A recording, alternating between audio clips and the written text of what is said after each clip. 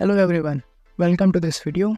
In this video, we will be talking about Spring AI and how to use it to interact with locally running LLMs. Spring AI is an exciting development within the Spring ecosystem, designed to simplify the interaction of AI and machine learning capabilities into the Spring applications. Spring AI is a framework that helps developers easily incorporate AI and machine learning features into their applications. It leverages the familiar Spring programming model, making it accessible for developers already using Spring for their enterprise applications. Now, let's see what is Ollama. Ollama is a platform designed to facilitate the use and management of large language models, which are also called as LLMs. It provides tools for deploying and utilizing LLMs in various applications. We need to download Ollama from the link shown.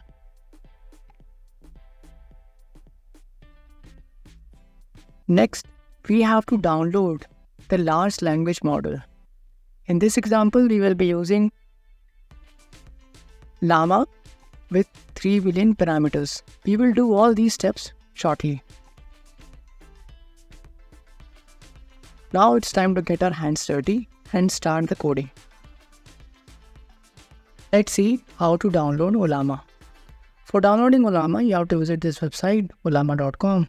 Head to download, and as per your machine, Windows or Mac or Linux, download the corresponding binary and install it. Upon installing, you have to run the command, or you just have to start Ollama. If you're in Windows, you can just perform a search from Windows and locate Ollama and run that. If on Mac, do the same thing and ensure that Ollama is running. On Windows, you can see in the notification area whether your Ollama is running or not, and same for Mac. In Mac, you can check on your menu bar whether Ollama is running or not. If your Ollama is running, just do Ollama. So you will see Ollama prompt is available. Okay. Now you have to download the model. Head to models. You'll see various models are available. Llama 3 in DeepSeeker code. So for this example, I'll be using Llama 3. Various variants are available, 8 billion, 70 billion. So these are the parameters on which the model was trained on. So I'll be using the 8 billion parameters model, Llama 3 8B. To install this Llama 3, I'll have to run this command, Ollama pull Llama 3 8B. So it will build the manifest and download it. I had already done the downloading part, so it was very quick for me. Based on your system and your download speed, it may take time. This is a one-time only step. You can actually ensure whether it is working or not by just doing Ollama run Llama 3 8B.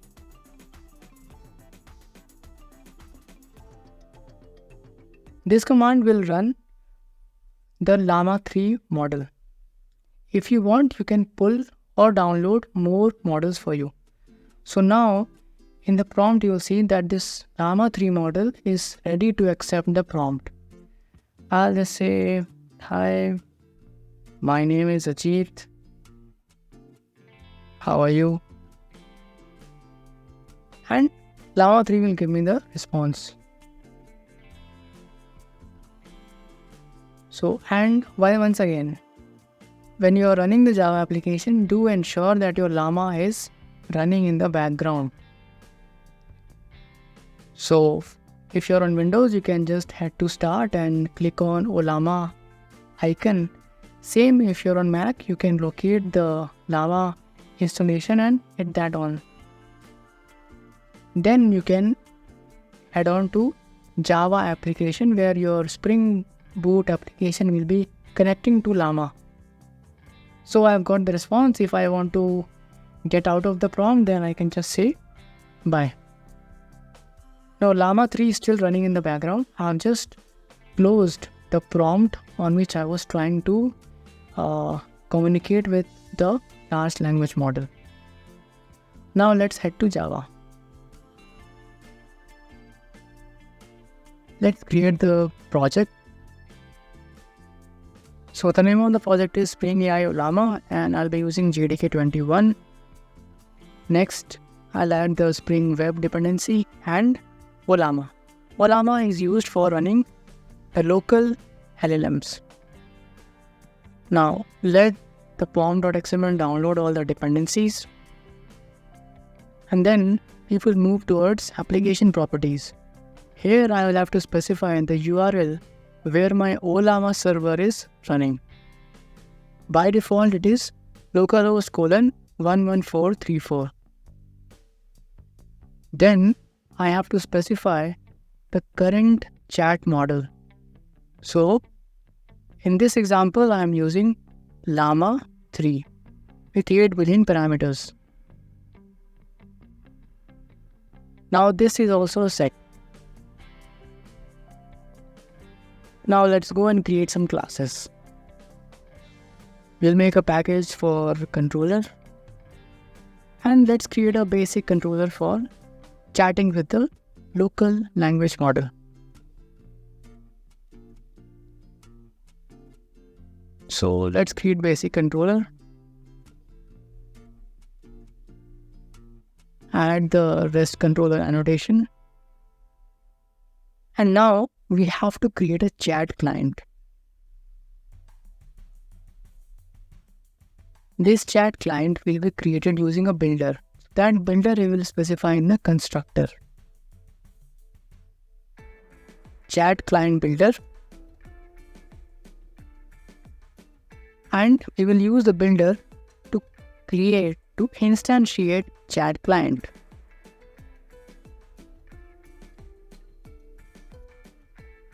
Now chat client is ready.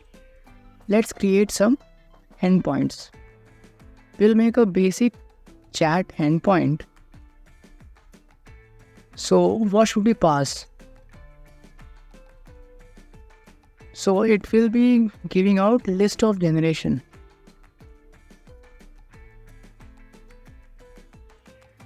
Generation is the default return type when we are giving out the response. And request body, let's declare a POJO for accepting the user request. So I'll create a new package model, and then I'll create a query request POJO class. It will just simply have a single member variable, string query, and supporting getters and setters. Now I'll add the same query request, query. And now this endpoint is ready to accept the query. Now I'll have to create prompt template. Inside the prompt template, I will pass the query .getQuery, which the user is giving me. I will use the prompt template to create a prompt, which I will be sending to the LLM. Chat client, I will invoke prompt method from the chat client. Now let's see what it will give me, this call method. I will copy the return type. Yes, so it is giving me an object of cal prompt response spec. And I will give chat response.getResults. Now it's time to test out this endpoint. If you have Postman, you can very well go ahead and use that. I will be using a Chrome extension to use this. Our server is up. And now I'll be hitting the basic chat. Tell me a funny joke about null pointer exception. And here we have a response. If you see the output, we have content. This content is provided to us by the large language model Llama 3. And this was fine. This is doing its job. So this is the complete response.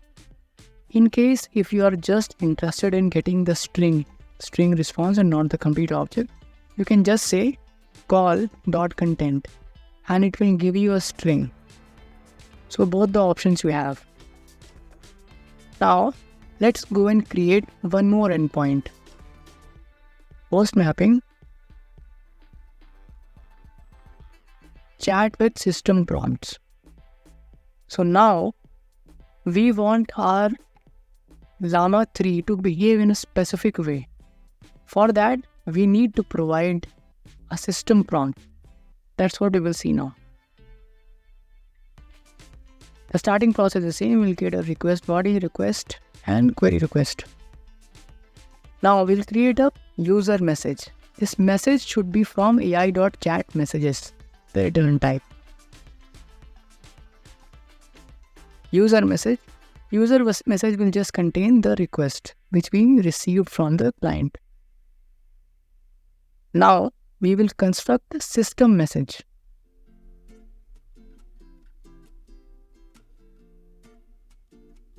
New system message. And we will specify how our large language model should behave. So I want it to behave like a Java expert. And it should provide me to-the-point responses. So you are an expert in Java, please provide to the point and accurate answers. Now again I will create a prompt, but this time it will be somewhat different. We will create a prompt, list of, and we will pass system message and user message, both of them. And now the process is still same, chat client.prompt, and we'll call the call method.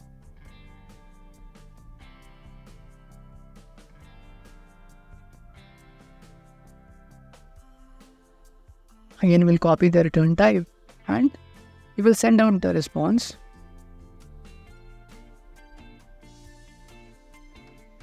Okay, so this method is also ready. Now let's test this out.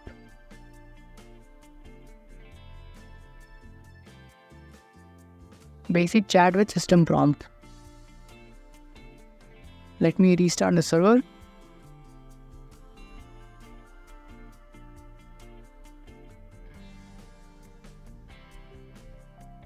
And we have made one more endpoint, chat with system prompt. This time I've asked, what is exception handling?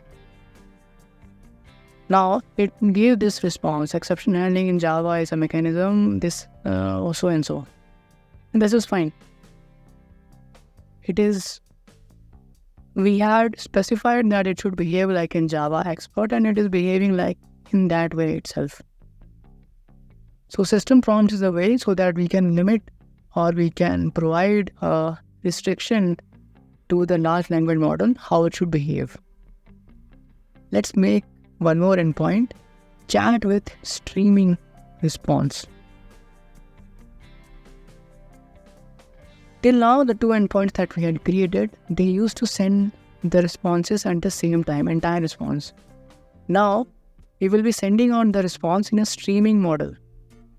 To provide the streaming support, we use Flux. Flux is the return type to support asynchronous streaming. So the starting process is same. We take in the query request, we create the user message, the system message, even prompt is same. So we'll copy it from the second endpoint. Now from here onwards, it will be somewhat different. We should be receiving a flux of chat response. So let's see how to get it from chat client. Chat client.prompt, instead of invoking call method, we will invoke stream. stream.chat response. And now you can just return the Flux response, Flux RES. So whoever is invoking this endpoint, that client has to handle this Flux response. In order to prove that it is actually a asynchronous, I will subscribe to it and print it onto the console. So I am subscribing to Flux, and on next I am just printing it out. Chat response dot get result and content. Output dot content. This will be printed on next. As and when you will receive the messages, you will be printing it. If any error happens, let's print a message to the user. An error occurred. Error occurred. This will get printed on error.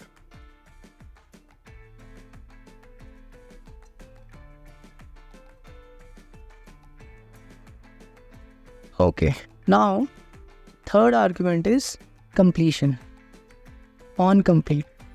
On complete, we'll just print that streaming is completed.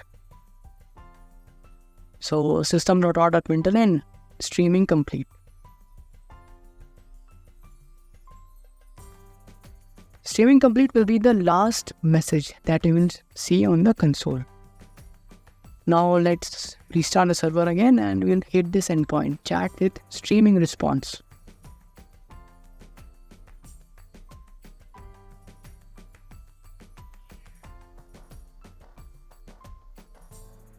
Okay, so the server is up. Let's hit this, chat with streaming response. Hello, how are you? Let's go back to the console. Now, in the last line of the console, you'll see, I'm doing well, thanks for asking. I'm a large language model. So this is coming as and when we are receiving the response from the Llama. So all the responses are not coming at the same time. Okay, so you can ignore the errors which you are seeing before. My system is a bit slow, so it doesn't support. So it gets timed out when it tries to get the streaming response. But yeah, if you see the console close, you will see that the message is actually streamed.